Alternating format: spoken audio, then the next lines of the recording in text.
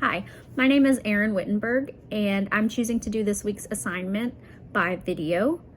Given the two choices between video and writing in an informal paper, I chose video because I thought that using speaking and actually talking like a conversation is going to be able to easily portray my thoughts on this assignment. So the first question, what one learning theory most resonated with you as a designer, teacher, or training professional? As a current kindergarten teacher, I resonate with the constructivism theory of learning. According to one of our sources by Picassino in 2017, social constructivism describes and explains teaching and learning as a complex, interactive social phenomena between teachers and students. Vygotsky, who's one of the main theorists of this learning theory, posed that learning is problem solving and that the social construction of solutions to problems is the basis of the learning process. In my mindset as a kindergarten teacher, I take from that definition heavy emphasis on the social aspect of education, especially in kindergarten and especially with COVID. Students do not know yet when they come into our room on that first day of school how to manage heavy emotions that they may feel, and some of them don't know basic social constructs like sharing or talking through problems they may have with someone else. So that's where my relationship with each student comes into play. By getting to know these students socially on a deeper level, they will be more likely to trust me and allow themselves to learn without fear in my classroom. I want my classroom to be a safe space for the students to not be afraid and to try new things. And the social constructivism theory is a foundation block to achieving this. Our second question, what learning theory best suits your learner audience, outcome, goal, and content? I think that the theory of connectivism, which I hadn't learned anything about before this course this week, will best suit my learning intervention. Looking at my instructional need, which is implementing more effective writing instruction in kindergarten and knowledge for kindergarten teachers, means that my audience will be adults, kindergarten teachers much like myself. And I think that connectivism would be the best theory for my audience. According to George Siemens in one of our sources this week, connectivism is driven by the understanding that decisions are based on rapidly altering foundations. New information is constantly being acquired, and that is true in every aspect of our society today. Technology is rapidly evolving, and we need to use that technology for learning purposes. Some key principles of connectivism that I think resonate well with my project would be learning and knowledge rests in the diversity of opinions, and getting and maintaining those connections between people to learn new things that connectivism allows. Looking at my audience, which would be kindergarten teachers, my goal is opening teacher eyes to more effective and intentional writing instruction and giving them the knowledge with the content, research-based practices, and realistic ways of implementing that in the classroom. That is my goal that I want to achieve through my learning design. And I think the theory of connectivism would best suit this process.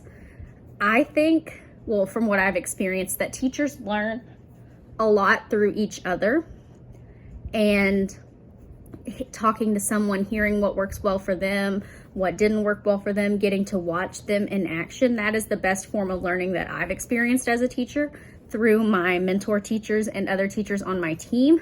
And so I want to use that idea of collaboration, of talking with other teachers in my learning project that I'm working on in this course.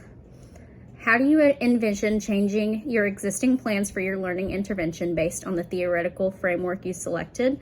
When I first started thinking about this project, I didn't necessarily think of going the online platform route, but however, after talking with my professor, thinking about realistic ways that I myself learn best, and looking at my target audience, I came to the conclusion that with my target audience of kindergarten teachers, I think an online learning platform like the one we use for this course on Canvas or something similar would be the best way forward because of the opportunity to allow collaboration between individuals, whether it's on a discussion post or with videos that you can share with each other, some form of collaboration that I think would be vital for my project. That's why I've chosen to focus on connectivism as my learning theory. What learning theory seems least helpful or least useful for your learning intervention? I think behaviorism, the theory of behaviorism, seems least helpful for what I'm trying to accomplish. According to Picciano in 2017, behaviorism focuses on how people behave, like the title suggests, essentially a cause and effect. So action produces reaction. In education, behaviorism examines how students behave while learning, more specifically focusing on how students respond to certain stimuli.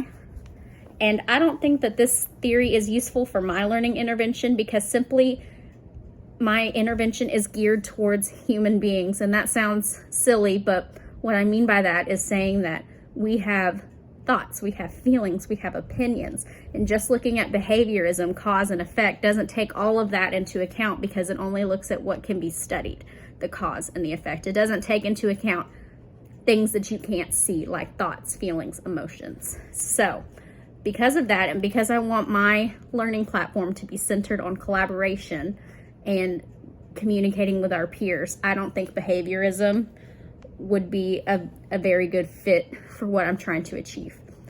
Last question, finally, how will you work to accommodate diverse experiences and perspectives into your learning intervention based on your chosen theoretical framework?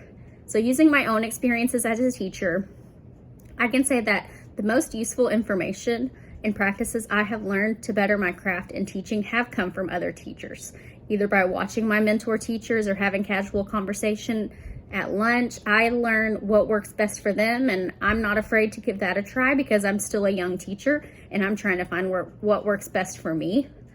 And while you learn things in college behind a desk with a professor and a book, I found the most useful things that I have learned have been on the job through my peers, and I want to bring a piece of that real world collaboration into my online platform so that teachers gain something that will actually stick with them. It won't be a definition they memorize and forget about.